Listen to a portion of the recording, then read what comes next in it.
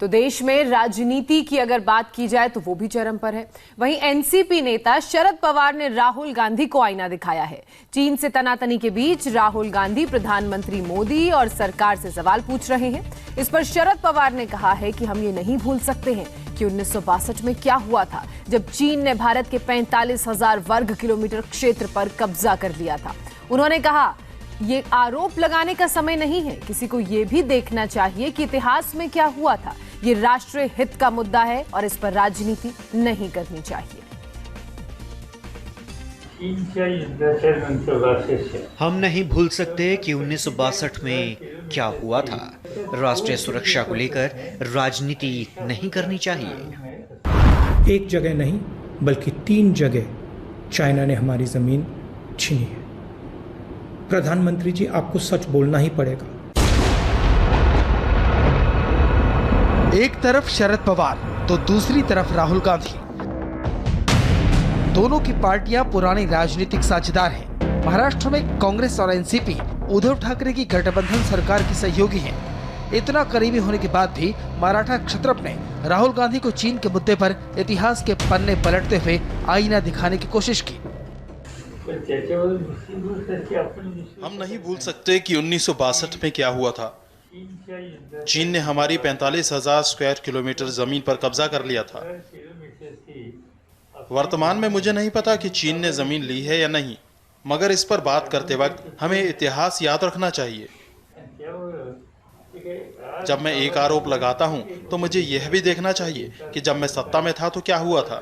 राष्ट्रीय सुरक्षा को लेकर राजनीति नहीं करनी चाहिए।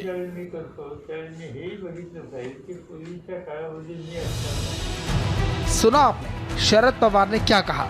शरद पवार ने 4 अहम बातें कही। शरद पवार ने 1962 के भारत चीन युद्ध की हार को याद किया। भारत सरकार के चीन को जमीन सरेंडर करने की बात कही। उन्होंने ये भी कहा कि कांग्रेस अपना इतिहास देखे और अंत में कहा कि राष्ट्रीय सुरक्षा के मामले में राजनीति नहीं होनी चाहिए। राहुल गांधी के बारे में जब शरद पवार से सवाल पूछा गया तो उन्होंने 2 टूक लहजे में कहा कि राहुल गांधी को उन गलतियों पर नजर डालनी चाहिए जो उनकी पार्टी की सरकारों ने की थी। चीनी सैनिकों ने हमारी सड़क पर अतिक्रमण करने की कोशिश की और धक्का मुक्की की। यह किसी की नाकामी नहीं है। अगर गश्त के दौरान कोई आपके क्षेत्र में आता है तो वो किसी भी समय आ सकते हैं। हम तुरंत यह नहीं कह सकते कि यह दिल्ली में बैठे रक्षा मंत्री की नाकामी है। वहां गश्त चल रही थी, झड़प हुई, इसका मतलब है कि आप चौकन्ना थे। अगर आप वहां नहीं होते तो आपको पता भी नहीं चलता कि कब चीनी सैनिक आए और गए। इसीलिए मुझे नहीं लगता कि इस समय ऐसा आरोप लगाना सही है। शरद पवार को राजनीति का चाणक्य कहा जाता है। नरसिम्हा राव सरकार में वो रक्षा मंत्री भी रह चुके हैं। जाहिर है देश की सुरक्षा को लेकर पवार का अनुभव काफी है। वो जानते हैं कि संकट के समय में देश का एकजुट होना और विपक्षी पार्टियों का साथ खड़ा होना कितना जरूरी है। ये बात शरद पवार को समझ आती है, लेकिन शायद राहुल गांधी को नहीं।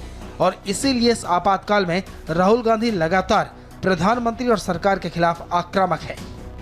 वो कभी प्रधानमंत्री को सरेंडर मोदी कहते हैं तो कभी कहते हैं कि शहीद सैनिकों को गलवान घाटी की पोस्ट पर बिना हथियार के किसने भेजा। प्रधानमंत्री जी, आपको सच बोलना ही पड़ेगा। देश को बताना पड़ेगा। घबराने की कोई जरूरत नहीं। अगर आप कहेंगे कि जमीन नहीं गई और सचमुच में जमीन गई है तो चाइना का फायदा होगा। हमें मिलकर इनसे लड़ना है और इनको उठा के वापस फेंकना है, निकालना है। तो आपको सच बोलना पड़ेगा। बिना घबराए, बिना डरे आप बोलिए कि हां, चाइना ने जमीन ली है और हम कार्रवाई करने जा रहे हैं। पूरा देश आपके साथ खड़ा है। और आखिरी सवाल, हमारे जो वीर शहीद हैं उनको बिना हथियार किसने भेजा और क्यों भेजा? कांग्रेस और राहुल गांधी को उनके सहयोगी कटघरे में खड़ा कर रहे हैं तो बीजेपी भी लगातार आक्रामक है।